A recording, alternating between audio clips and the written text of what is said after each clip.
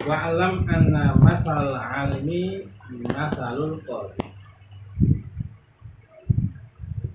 Ketahuilah Perumpamaan orang alim itu seperti qadhi atau hakim.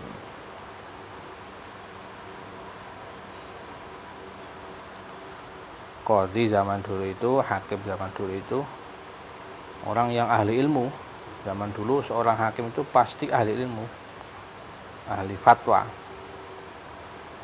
Misalnya ulama namanya Qadhi Iyad, Qadhi Husain, Qadhi Abu Suja yang ngarang takrib itu. Zaman dulu qadhi hakim itu orang alim. Makanya perumpamaannya orang alim itu ya seperti qadhi zaman dulu. Kalau hakim zaman sekarang bukan ahli ilmu agama, tapi ahli ilmu hukum negara. Kalau sekarang bukan hukum agama. Kalau qadhi zaman dulu itu memang betul-betul hakim, qadhi, ahli agama. Makanya orang alim ya seperti qadhi. Waqad qala sallallahu alaihi wasallam al-qudatu salasatun. Qadhi itu ada 3 bagian. Dalam riwayat lain disebut yang 2 neraka, yang 1 surga. Jadi kalau jadi qadhi itu, jadi hakim itu masuk nerakanya, potensi nerakanya 66%. Potensi surganya hanya 33% berarti. 3 orang, 3 golongan. Qadin qadha bil haq wa huwa ya'lamu fadzalika fil jannah. Yaitu 1 ini yang masuk surga. Seorang hakim qadhi yang memutuskan dengan benar dan dia tahu ilmunya. Ini yang surga. Wa qadin qadha bil jur wa huwa ya'lamu aw la ya'lamu fa huwa finnar. Yang nomor 2, qadhi hakim yang memutuskan dengan salah, dengan keliru, dengan zalim. Dia tahu ataupun tidak tahu, neraka. Masya Allah, berat kali ini. Makanya Abu Hanifah itu ketika diminta jadi qadhi nggak mau, akhirnya mati diracun gara-gara menolak jadi qadhi.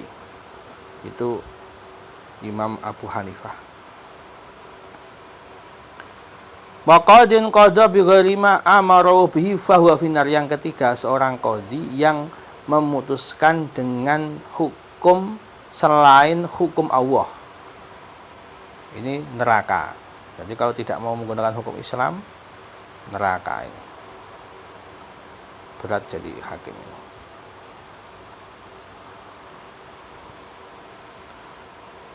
Orang alim pun berat, yaitu yang tahu ilmu dan mengamalkan ilmunya. Itu yang di surga. Yang tahu ilmu tapi tidak mengamalkan neraka, apalagi yang tidak menggunakan ilmunya, jelas neraka ini. Perumpamaannya begitu. Waqala Ka'ab rahimahullah, berkata Imam Ka'ab,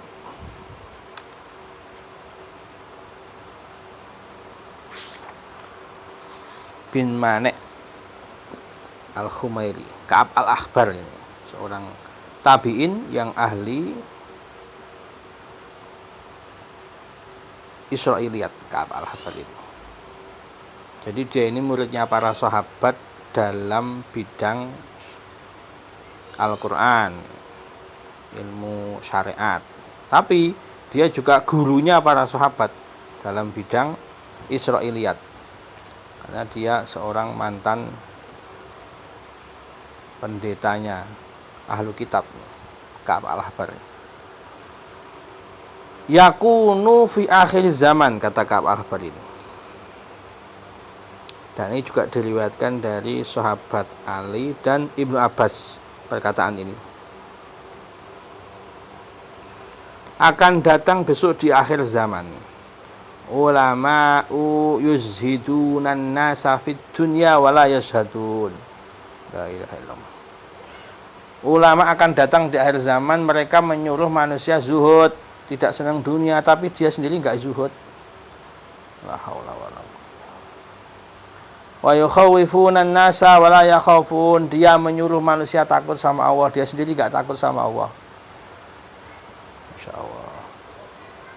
Wa yanhauna 'an ghasyatil wulati wa ya'tunahum, melarang jangan dekati penguasa, dia sendiri kelakuannya menjilat penguasa, mendekati penguasa. Wa yu'thiruna ad-dunya 'alal akhirah, mereka memenangkan dunia mengalahkan akhirat. Ya'kuluna bi alsinati, makan dari lisan mereka. Ya Allah. Makan dunia ini.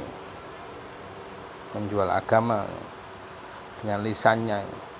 Yuqarribunal aghniya dunal fuqara, senang mendekatnya dengan orang-orang kaya tapi enggak senang dengan orang fakir. Menjauhi orang fakir, mendekati orang kaya, ini kelakuannya begitu. Ulama zaman akhir.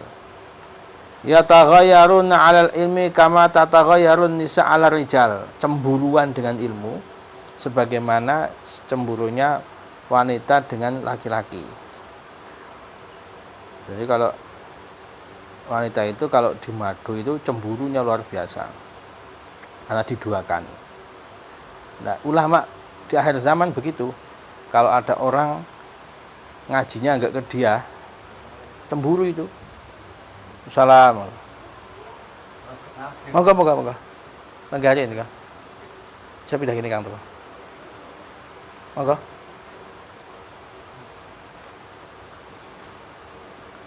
Dalam itu Pak. Oh, kan saya moga. Oh, Mbak, Bapak Mbak. Moga pindah nak. Sekedap nggih. Nah. Jadi kalau ada orang ngambil ilmu tidak dari dia cemburu. Hasud.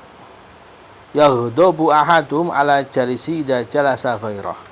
Ulaikal jabbaruna a'daur rahman. Ya, ini marah kalau teman duduknya ini, teman ngajinya ini, yang ngaji sama dia ini ngaji ke orang lain. Hasud perkara ilmu.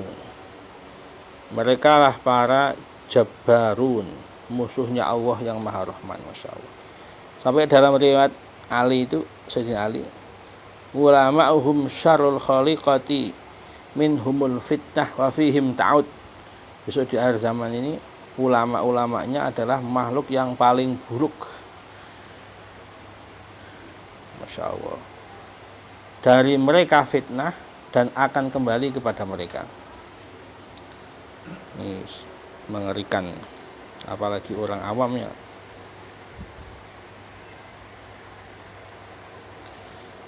Dalam riwayat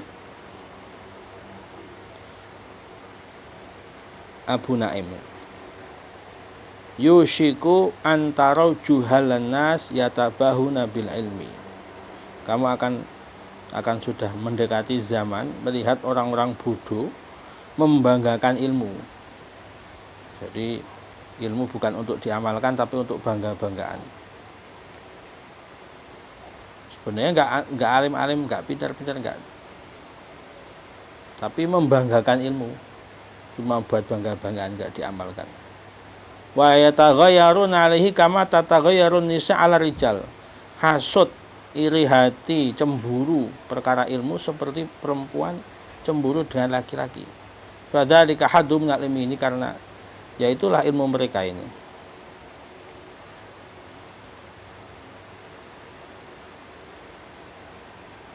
La ulaika la tas'adu amalhum ila sam, mereka ini enggak akan naik amalnya ke langit. Wa qala sallallahu alaihi wasallam inna syaitana rubbama yusawwifukum bil ilmi. Ada riwayat yang yusawwifukum, ada yang riwayat yusbikukum bil ilmi. Kalau yusawwifukum maknanya sesungguhnya setan itu, kata Nabi, melambatkan kalian dalam ilmu. Kalau yusbikukum, membalap kalian. Jadi setan itu lebih alim dari kalian, membalap kalian dari masalah ilmu.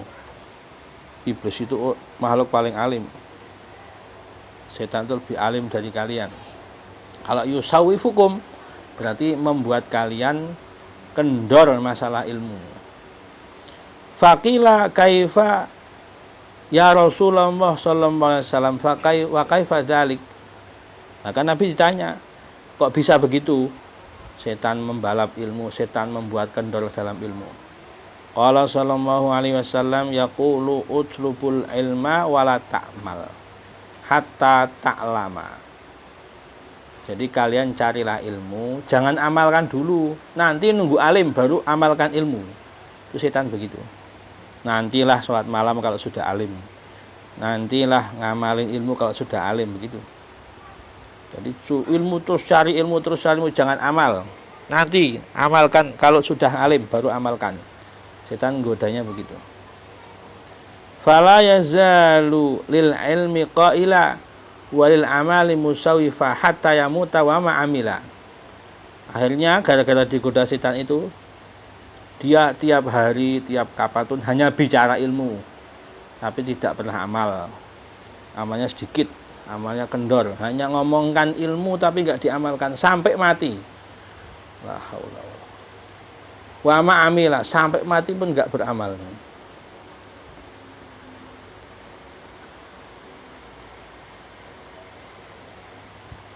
Wa qala Sari Sakoti, ini gurunya Sayyidut Taifah, Imam Junaid Al-Baghdadi. I'tazala rajulun ta'budi kana harisun ala talabi ilmi dhahiri fasa'altuhu. Satu saat Syekh Siri ini ketemu dengan orang yang uzlah, menyepi dari makhluk, beribadah, ta'abud. Dulu beliau ini, setahunnya Syekh Siri ini orangnya semangat cari ilmu dhahir, ilmu syariat dhahir. Fasa'altuhu, maka saya tanya, kenapa kok sekarang sibuk ibadah? Faqala ra'aitu fin naumi qailan yaqulu li ila kam tudayyi'il ilma dayyaka Allah. Saya itu gara-garanya sekarang rajin ibadah itu saya ngimpi ada seseorang berkata pada saya, sampai kapan kamu mau menyanyiakan ilmu? Kau akan disia-siakan oleh Allah. Berarti hanya mencari ilmu tapi enggak diamalkan, ini menyia-nyiakan ilmu. Kalau kau menyanyiakan ilmu, kau akan disia-siakan oleh Allah. Dia ngimpi ketemu orang berkata begitu. Fakultu inni la ahfaduhu. Nah, saya ini kan menjaga ilmu, menghafalkan ilmu saya ini.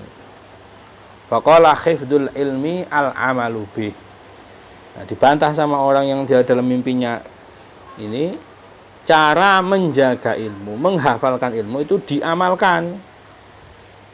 Bukan hanya dicari, bukan hanya ngaji dok, tapi enggak diamalkan, itu tidak menghafal, tidak menjaga ilmu namanya.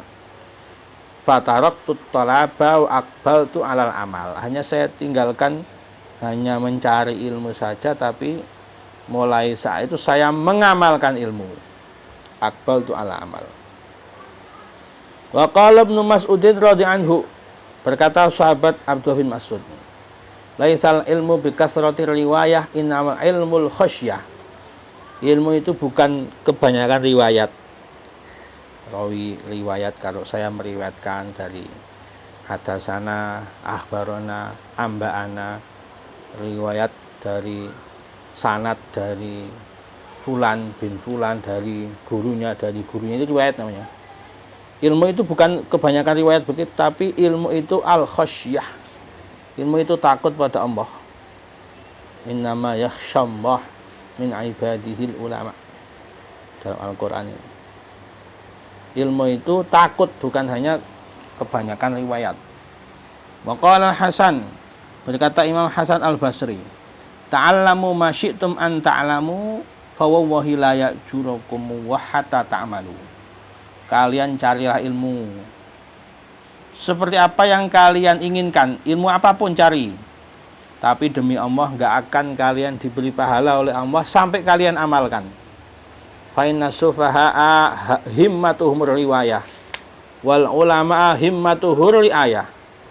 Orang-orang bodoh itu tujuannya hanya riwayat, cari riwayat, cari ilmu. Tapi kalau yang benar-benar ulama adalah yang tujuannya adalah riayah atau diroyah, mengamalkan, menjaga ilmu. Itu kalau ulama benar itu bukan hanya cari riwayat, tidak akan banyak kalau hanya kebanyakan riwayat. Wa qala Malik rahimahullah, ini Malik bin Anas, gurunya Imam Syafi'i. Ketika beliau ditanya su'ila an hadis talabil ini fardhu ala kulli muslim, beliau tanya tentang hadis mencari ilmu itu wajib bagi seorang Islam. Terus kata beliau, inna talabal ilmi lahasanun wa inna nasrahu lahasanun idza sahhat fihi niyah. Cari ilmu itu memang baik, menyebarkan ilmu pun baik, tapi kalau niatnya benar, kata beliau.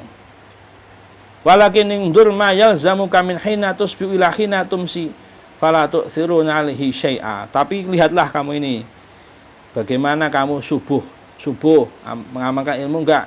Sore hari kamu ilmunya bagaimana? Kamu menangkan ilmu atau tidak? Kalau hanya cari ilmu, hanya mengajarkan ilmu, ini ya baik kalau niatnya baik. Tetapi yang paling penting maksudnya Imam Malik adalah bagaimana hari-harimu, pagi harimu, subuhmu, soremu, asar maghribmu, memenangkan ilmu betul, mengamalkan ilmu betul atau tidak. Imam Malik begitu. Jangan kebanyakan bicara, maksudnya jangan terlalu banyak teori, tapi amal pagi soremu, subuhmu, malammu, soremu, maghribmu bagaimana. Wa qala Ibnu Mas'ud radhiyallahu anhu unzilal Qur'an liyu'mala bih. Al-Qur'an ini diturunkan untuk diamalkan. Fattakhattum dirasatahu amala. Maka kalian ambillah membaca Al-Qur'an ini untuk diamalkan. Wa sayati qaumun yusqifunahu misal qanah laisu bi khiyarikum. Akan datang zaman bagaimana orang itu yusqifuna itu makhraj Al-Qur'annya luar biasa. Bacaannya Al-Qur'annya luar biasa, dilombakan mungkin ini bacaannya. Fasihnya luar biasa. Tetapi kata Ibnu Mas'ud ini laisu biha, tapi mereka bukan orang baik, bukan orang pilihan. Jadi hanya zahir ilmunya, hanya baca, hanya tajwidnya saja yang baik, hanya fasihnya lisannya saja, tapi nggak diamalkan berarti. Kata Imam Fudail bin Iyad ini hampir sama dengan riwayat ini.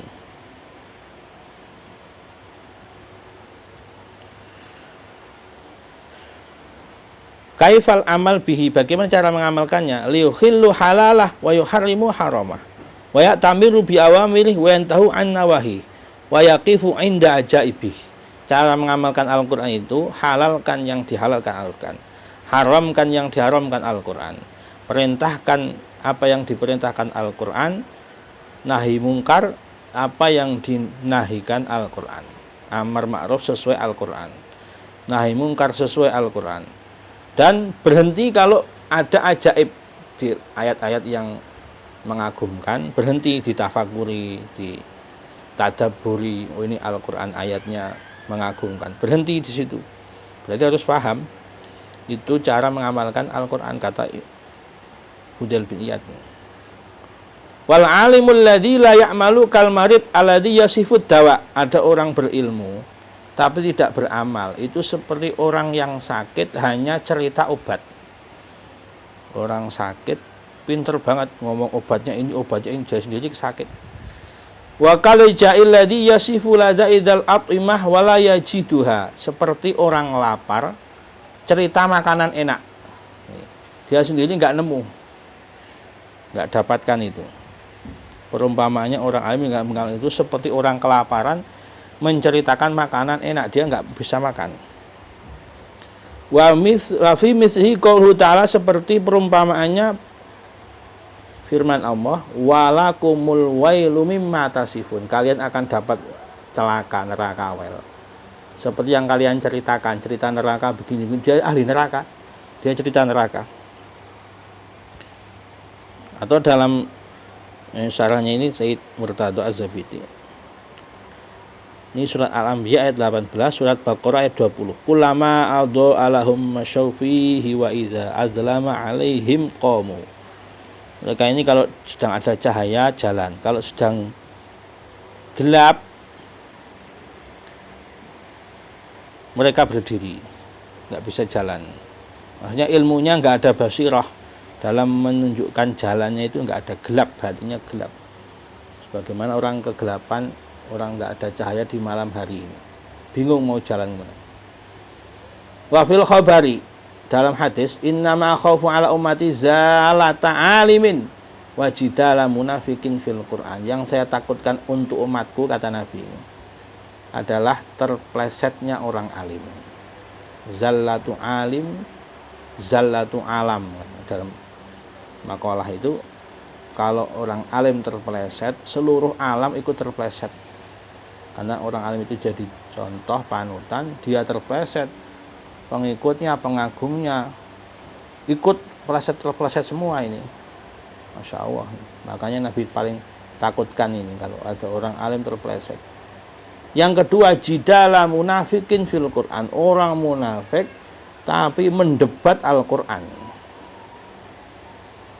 Ini juga fitnah ini. Yang ketiga, dalam riwayat lain ini, wa dunya tuftah alaikum. Yang saya tahukan itu kalau dunia sudah dibuka untuk kalian ini. Yang dulu enggak ada, kenikmatan dunia muncul semua. Dalam riwayat lain, wa takdzib bil qadar, menggorohkan takdir.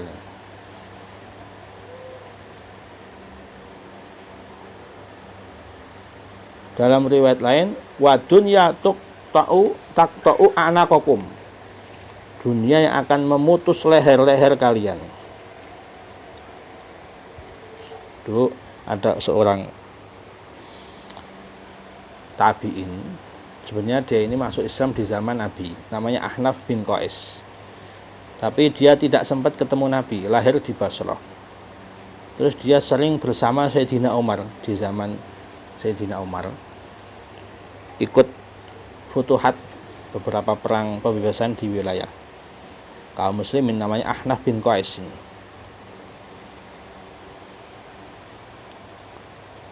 Terus dia salah satu saat itu dengan Sayyidina Umar ini, ketika beliau ke Basrah, jadi ketika Ahlul Basrah menghadap Umar, ketika Ahlul Basrah ada di Ahnaf bin Qais. Ahnaf bin Qais ini oleh Sayyidina Umar itu dipenjara, maksudnya ditahan, bukan dipenjara secara fisik, tapi ditahan, nggak boleh pergi-pergi. Terus nanya Sayyidina Umar ini, berkata sama Ahnaf ini, atadri lima hasabtuka, kamu tidak tahu tidak kenapa kamu nggak saya bolehkan pergi-pergi. Inna Rasulullah sallallahu alaihi wasallam hadarana kulla munafikin alimal lisan. Hanya saya takut kamu termasuk golongan orang alim yang nanti membahayakan. Wa ini atakhawfu an takuna minhum, saya enggak berharap kamu bagian dari mereka. Jadi saya cegah nanti tidak bicara kepada orang menyesatkannya.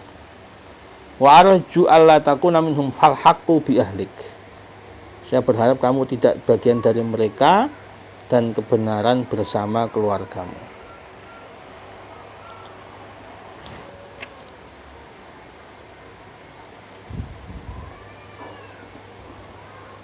Wa minha wa alam.